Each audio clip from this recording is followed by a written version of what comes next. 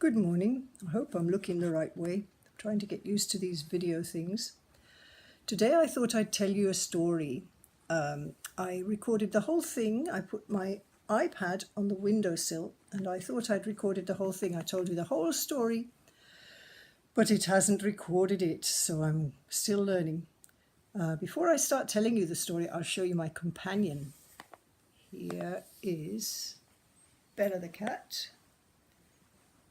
You're going to say hello, Bella? You're going to say hello? You're going to say hello? No. You're going to open your eyes and smile? No. Oh, yes, a little bit.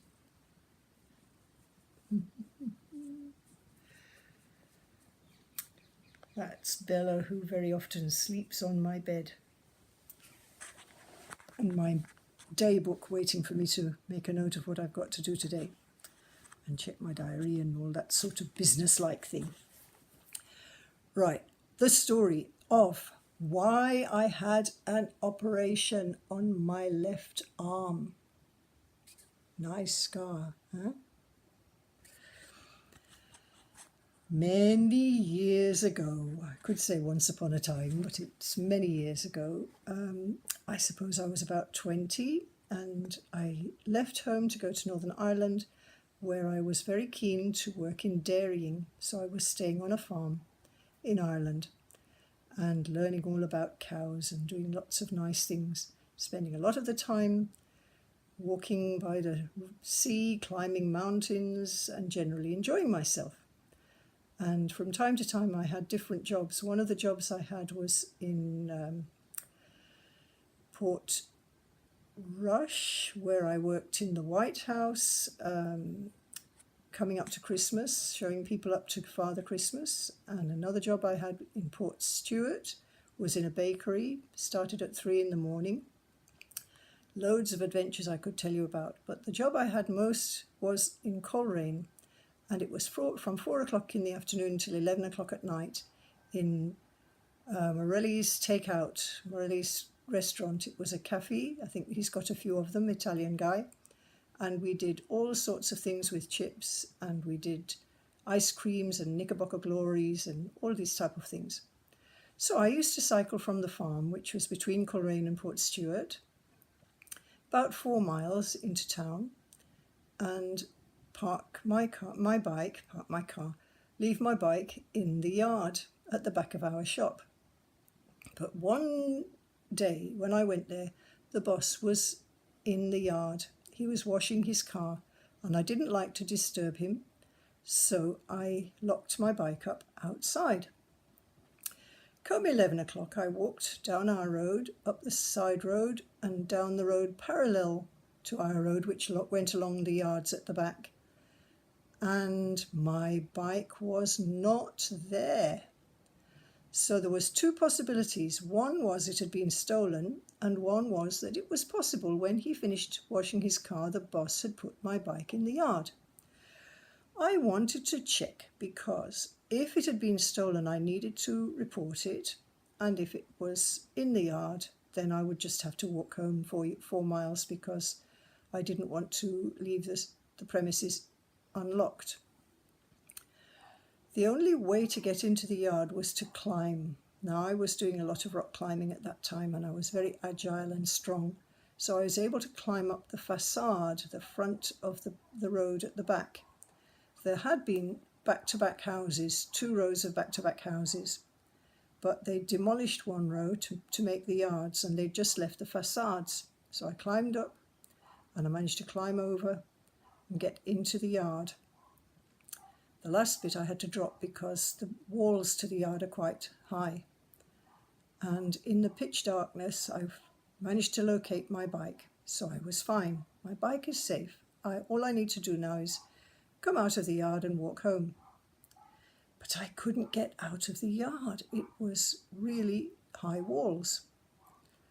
Eventually, I managed to get out of the yard onto the roof of the area where my boss parked his car, and it was a corrugated asbestos roof.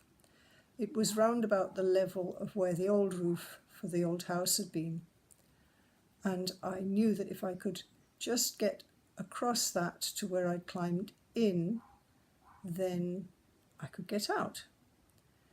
I couldn't get onto the wall that I'd climbed down and then jumped down from, because that was too high, the other side.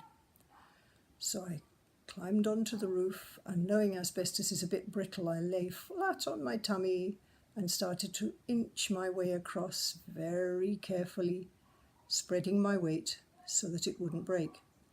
But I was about halfway across and it broke. So I fell down, luckily onto the clear concrete where the boss's car would have been. And it made a huge noise, and I thought, all the neighbours are going to be jumping about and calling the police. I must let somebody know that it was just me breaking a roof.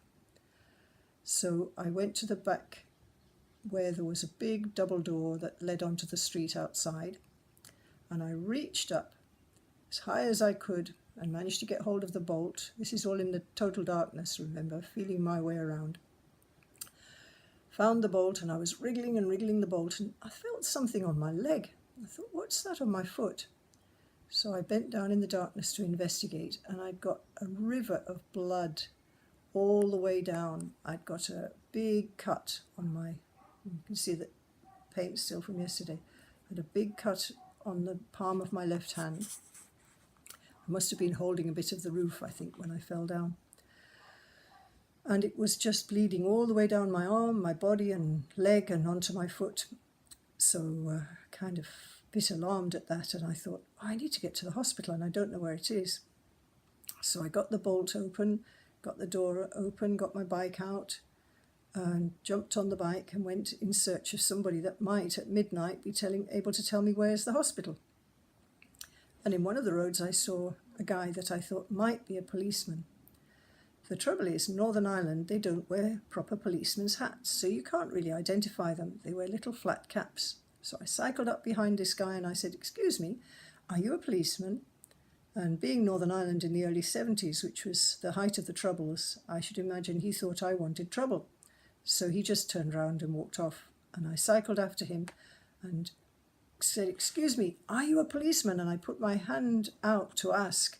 And there were rivers and stalactites and all slimy kind of gungy stuff of half-clotted blood hanging down from my hand. And he said, oh my God, yes, I am.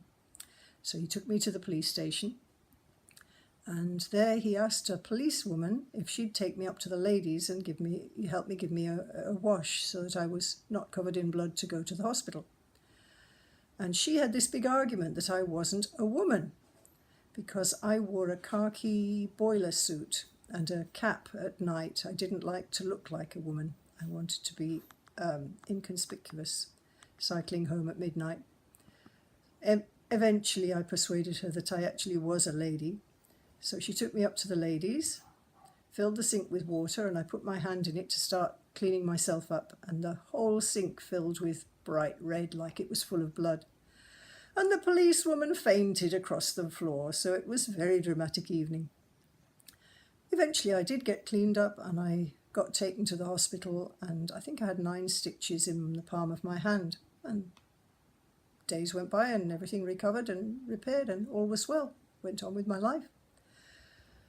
Then earlier this year, a funny thing happened. I was doing a course in business and I was meeting some friends from the business course at the British Library. I had a bath and I was getting dressed, but I was in a rush. I fastened my bra around the front like usual and then pulled it round to the back, but I guess I did it in a much more aggressive and abrupt way than usual because something happened. There was intense pain in my elbow and I couldn't move my arm. I thought, oh, I must have pulled a muscle. I somehow managed to finish getting dressed. I got on the bus heading for the library, but by the time I got to Hammersmith Bridge, I thought, it's not subsiding. The pain is just unbelievable and it's not subsiding. So I went to my GP instead, and they kindly said I could wait to see someone. And the doctor couldn't make any sense of it, didn't make any sense to her at all. So she sent me over to A&E to get an x-ray. And in the x-ray, they found that presumably when I fell through my boss's roof at midnight, as one does, I must have broken a piece of the bone in my elbow. Apparently it's something that can happen if you fall very heavily onto your hands, which I certainly managed to do that night. So the short story is that I had to go in and have an operation to get my elbow hoovered. Basically opened up the elbow joint, took out the piece of bone that shouldn't have been there, and cleaned up a few fragments of bone that had broken from it, I think, when it got jammed in the joint when I was fixing my bra. So be very careful how you fix your bra, and don't try to climb your boss's roof at midnight. That's the moral of the story. But it is quite funny, so I thought I'd share it with you here, at the same time as sharing the very nice scar that I have on my elbow. Actually, it doesn't look half as gruesome as it did before it was healing up. And they made purple lines on my arm to mark where to put the stitches. So as well as all the gunge and the gore, there were all these bright purple stripes, which was very funny. And that is all for this morning. I have to go to a dressmaker in Wembley to drop off the green cushion, the one with the four-leaf clover, lucky four-leaf clover on it.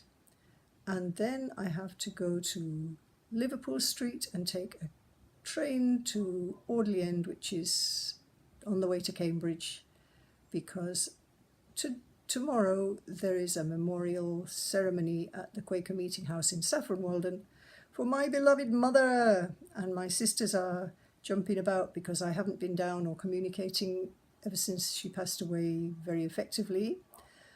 I've just been getting on with my silk painting and not wanting to think about anything else. But I said I'd come down early because they need to discuss a lot of things, and I really have to face lots of things in my life that I'm not wanting to deal with. My desire is just to focus on my business and my silk painting and getting ready for an interview that I've got next Thursday with Eric Ho, my partner in crime for making the meditation cushions. So I've got a lot of things to do to get ready for that. But the main thing is I have now painted all the pieces for the green one, for the four-leaf clover cushion. So I need to get them to a dressmaker so she can have it stitched up for me by Monday. I collect it on Monday. On Tuesday, I drive with my son. He's going to drive me because I can't drive for another 8 weeks from the operation. And we're going up to Lancashire, where we're meeting all the family and going to scatter some of my mum's ashes on the farm where she grew up, especially in the Blackwood where she played and she had her den, and many happy memories. She asked for us to scatter some of her ashes there. So we're doing that on Tuesday. Then I'm coming back with my son to Birmingham, where my husband lives, because it's his birthday on Wednesday. So we will do nice things with him.